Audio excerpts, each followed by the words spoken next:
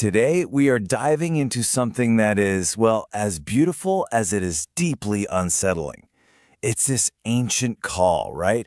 A promise of perfect, total peace that feels like it's hiding a terrible secret. So let's break down the siren's song.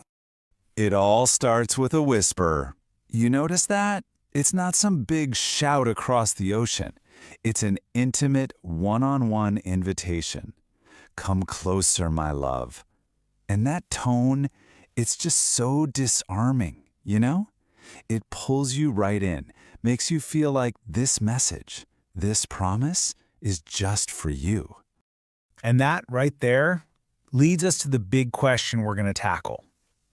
Who is this voice? And what is this perfect peace she's offering, really? Because let's be clear, this isn't just a song. It's a proposition. It's a deal.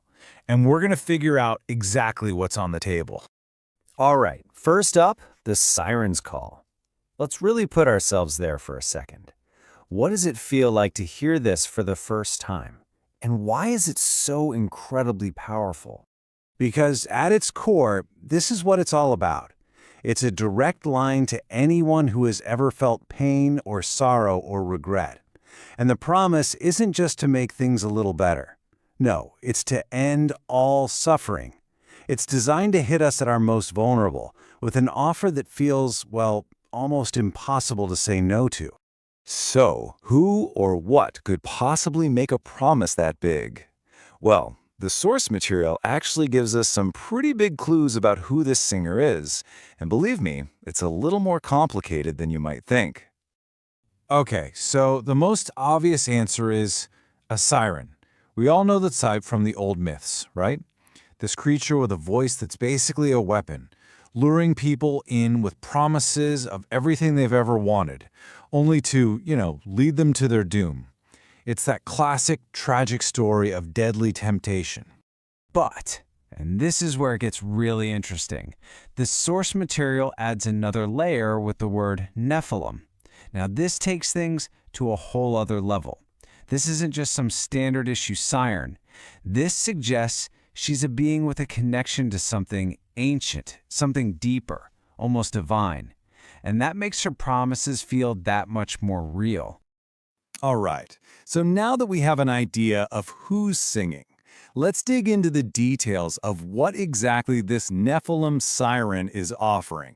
Because it's not some vague promise of happiness. Oh no. It's a very detailed, almost contractual package of total emotional freedom. Just listen to how specific that is. It's not just that your sorrows will go away, it's that they will leave no more to trace. We're talking about complete and total erasure. It's an offer to wipe the slate so clean it's like the pain was never even there to begin with. And she doesn't stop there. She then goes after the two biggest things that weigh us all down, right? The past and the future. Regret for what we did and fear of what's coming. Her offer is to just snip those threads, to cut you loose from both, leaving you floating in this perfectly calm, timeless moment.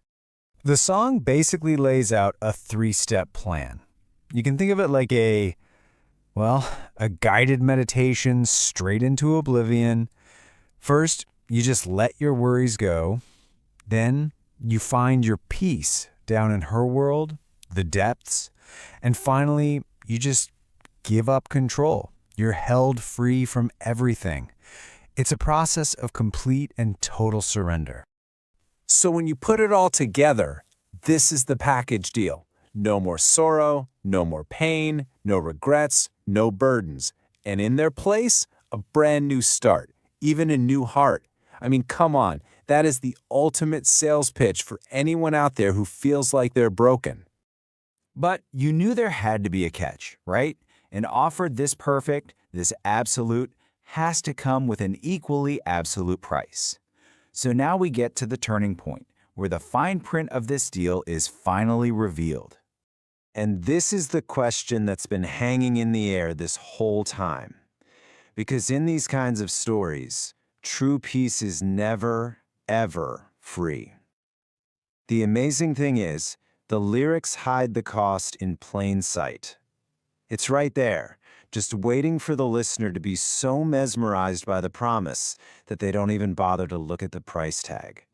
And there it is, the one condition, the single payment required. Leave the world that you once knew. It's not about changing your world or fixing your life. It's about abandoning it completely.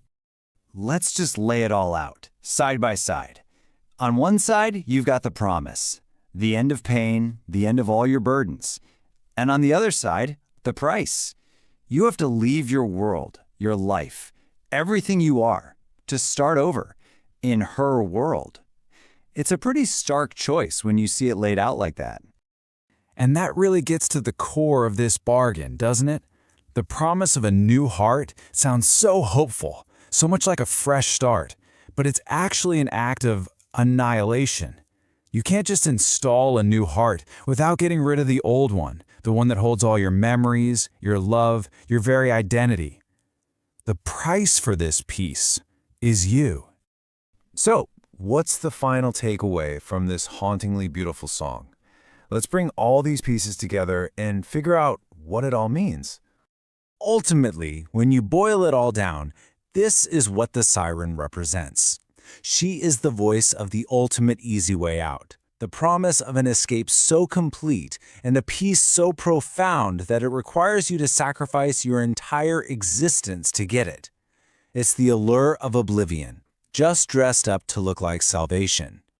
And that kind of leaves us with one last question to chew on, right? This myth might be ancient, but that call is constant. So what are the sirens in our own world? What are the easy answers, the comforting lies, the numbing escapes that promise to take away all our pain if we just agree to leave a little piece of ourselves behind? It's definitely something to think about.